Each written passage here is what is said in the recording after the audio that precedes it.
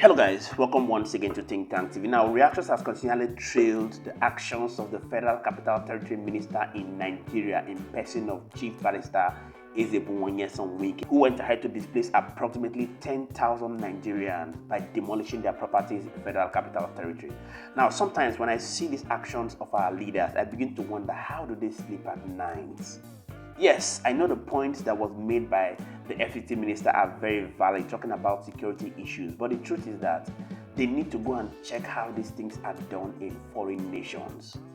Now, after Nigerians went ahead to slam the FCT minister for his actions, he has quickly gone into doing a damage control by constituting a 5-man committee to look on ways on how the victims of this demolition can quickly be compensated. I'm going to be showing you what exactly happened at the site yesterday. But before I do that, I'd like us to take a look at the actions of Very Dark Man, who is a social activist who went there at about 12 a.m. yesterday and donated some relief materials to the victims of this demolition, speaking truth to power and sending a strong message to the FCT minister. Take a look at this video and I'll be coming back to show you the words of the FCT minister that has generated a lot of reactions.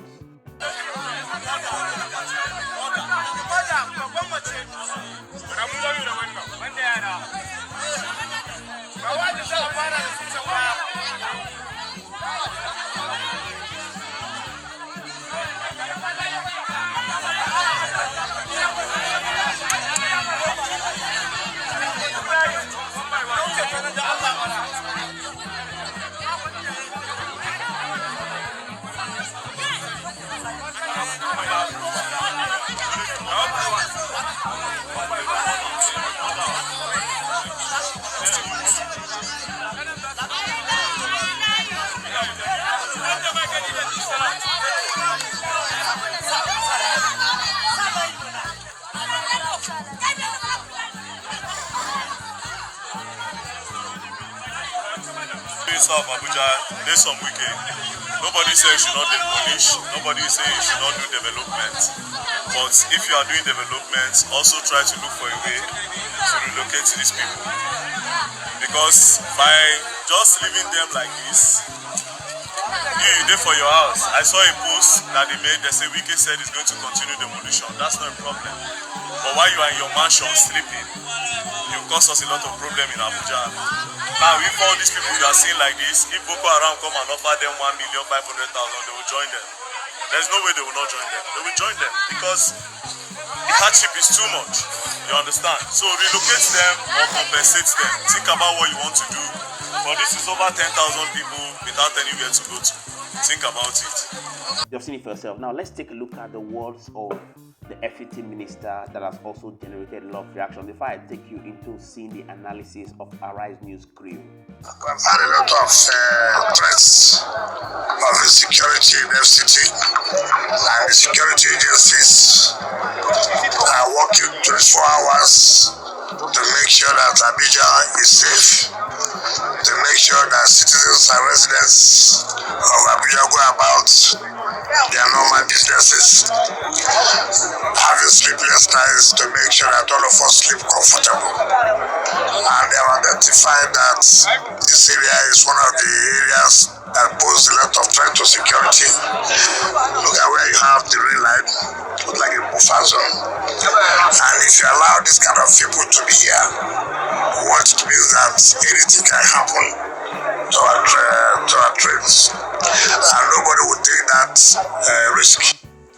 All right, well, they are saying security risk. Wike is complaining about that. And but during the visit, Wike also listened to protesting community members in the area who say that over 10,000 residents have been displaced by the demolitions, while social media activist Martins Osei, also known as a Very Dark Man, who also visited a community of displaced persons, in a post on X lamented over their living conditions. His tweet reads in part. He wrote on X, at 12:15 a.m. this morning, I left my house to go see how the people that were affected by Nyesom Wike's demolition were faring. Believe it is the most heartbreaking thing I ever did. human beings being made to live like animals, innocent children sleeping in the cold without bed sheets to cover up, not even nets to protect them from mosquitoes.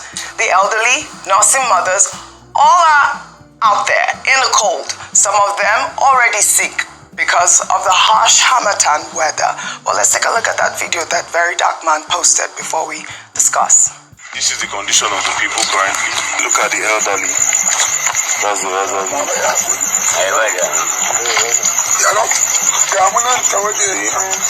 let's go to where the children are. Look at the kids. See, these are on in the cold.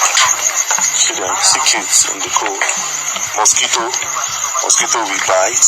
So what if the children fall sick now? The medicine is no longer cheap. Where you say, okay, you go buy cheap drugs. Medicine is very expensive. See when people are sick. See children. See kids. Is some of our leaders before they push us in this condition. In the FCT, Federal Republic of Nigeria Center. So what is our appeal? We are not dragging of the land. We are the people of Nigeria. For the humanity concerned, we are calling their attention to help us. Thank you very much. All right, very dark man doing the Lord's work there, but it was important for us to see these Nigerians that are out there, basically in IDP camps. I mean, isn't Wike is saying that, you know, they pose a security risk? I mean, I don't know what other sort of security risk out there. If you don't find accommodation for these people, you just demolish their homes and not care where they live. 10,000 people displaced in Ruga community. Very sad. So, I have extensively done a lot of work with internally displaced people. In fact, at some point within the year, we're trying to have a concert to be able to raise money to be able to build a place for them. Recently, with a certain foundation called the Rise Foundation out of America, we help, provide schools and everything. In fact, our Rise correspondent did go there to cover it when the mayor of Pronto, Texas did come to that location. It is very sad that the country fails these people. Most of these people are people running away from chaos being created in parts of the country that government cannot solve. So, you are saying they should leave. Where should they go to? What have you provided for them? You are sending them off the streets, yes. But where is the next place? And the question is, if you haven't sent them off the street, must you constantly come and hog the mic and be the one in the forefront? I mean, there's a department that's supposed to do that. And what adequate measures are you building for them? So you send them off the street, they will sleep off the street, they will live in very chaotic conditions and all of that. And nobody helps them. Except for groups, like the group I've just mentioned, that provides schools in these camps for them, that provides education. The government totally fails these people every time. And it's a very sad one because at some point in this country, the camps Nigerians did know, were the camps that Liberians that were fleeing from war used to come and stay in parts of this country. Today, our own people fleeing from chaos are now taking over these camps. Two things I think should happen. The FCT, with a lot of its wealth, should be able to provide sort of like a transit camp for these people till they go back to their lives. That's it. Government should be able to invest heavily in it. Maybe that will spur government to stop the chaos of insecurity happening that's making these people flee their homes. Because you see, these people had life they were living. And I also cite another experience. When the flood disaster happened around 2011, 2012, I was part of the team that went to see the people in the IDP camps, in Ugeli. And I heard their stories. Most of these people had homes of their own, but their lives were ruined in a day. So let's not think that these people are never do well, they just love to sleep on the streets and things like that. That's why government needs to increase its humanitarian budget and provide solutions for them. So Minister Wike, you have come out to say, yes, we put them, they are this, they are that, they are criminals and all of that. Where are you providing for them?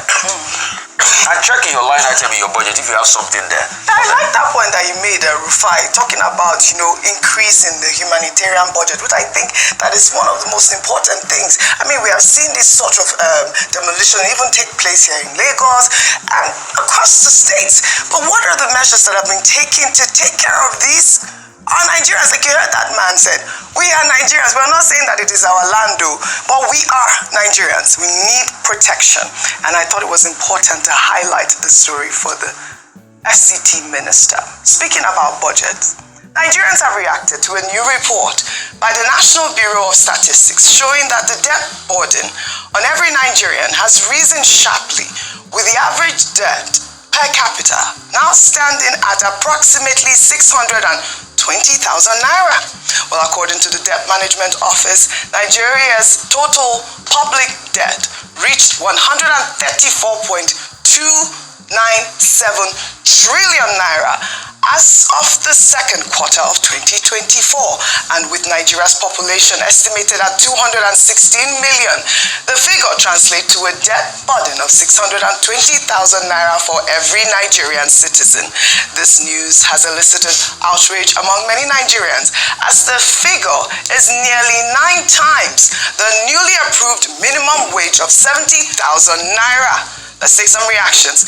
This is from Reward Aya, who wrote, Nigerians are owing 620,000 naira per citizen, yet some state governors are struggling to meet up with the minimum wage increment of 70,000, 80,000. Some are even paying less. With all this drama going on, yet the government is saying that citizens owe debt. Make una talk another thing. Well, another Twitter user, Pure Stanley, wrote, I don't owe the government 619,501 naira. The government haven't done anything for me. They don't pay me my salary. I'm self-employed. They don't feed me, I feed myself. They don't give me light, I gave myself light by getting a solar panel for myself and a generator on standby. The road they constructed, I paid for with my tax money. So what exactly have I benefited from the government that warrants me owing them over 600,000 naira as debt? Our favorite Niger wife, Vimbai, I reached out to our senior business anchor, Boston Omafaye, and he told me that he's reached out to the DG of the Debt Management Agency and is, yet to receive, the final figures of how much Nigerian citizens is owing. It's a major conversation. Come on. Rufai here has always been insisting on the fact that as much as this administration is saying the debt servicing, debt to revenue ratio has improved, that's one of their key achievements. In real terms, debt has increased. And this speaks to that. So we're now each owing over 600,000 naira. And like the commenter rightfully said, I don't think people would question this amount if they could go to the hospital and find medication there and get treatment. If children could go to schools for free where they got a good education, if I could open my tap and there was clean running water coming out, the list is endless. Nobody would even consider these. But the fact that we go all around the world, Oji, on so many trips to negotiate deals of, we've secured this loan, we've secured that loan. Our oil managed by NNPC, it's being sold at a mortgage. How much of that revenue are we even realizing? Because most of our inflow from oil goes to paying debts. We're just perpetually in debt and we're not seeing life improving in any way. Borrowing is not a bad thing, but what are you borrowing for? This was one of those big debates that we had. Absolutely. I remember 2023 where we're saying borrowing should be for productivity, not for consumption. See, now people who've never borrowed a day in their lives have woken up to news that, in fact, even if you haven't borrowed, you're still owing. Come on, Vimbai. You've seen it for yourself. Now, I began to wonder, why is it that these guys never make provision before they take such actions? It goes ahead to show the disregard they have for Nigerians. This is exactly what President Tinubu did, that Nigerians went ahead to criticize, that in as much as the removal of fuel subsidy was valid, you needed to create a mitigative structure, a mitigative plan to ensure that it does not have a negative impact on the people. Exactly what President Tinubu did. After demolishing the property, it is now you want to come up with a plan. Just like Aisha Yusufu said, the truth is that no Nigerian is more Nigerian than any Nigerian. And our duty as a people is to come out and keep calling these guys out. they must be accountable to Nigerians. They must be accountable to Nigerians. Just like many people were saying that they should increase the humanitarian budget. I saw situations where the former humanitarian minister allegedly looted funds for humanitarian services of this nature. The truth is that these guys must come out to become more accountable. We need to see more accountability in our society. That is the only way that when we budget more monies to humanitarian services, it can actually be used for the purpose it was budgeted for. Please, we'd love you to do what to drop your own thoughts in the comment section. Let's get to know what you think about the actions of Very Dark Man, the actions of the Federal Capital Territory Minister, and what you think can be the solution to such anomalies in society. Many thanks indeed to all our viewers and returning subscribers. We truly don't take it lightly. My name again is Moses, and this is Think Tank TV. See you on our next video. Bye for now.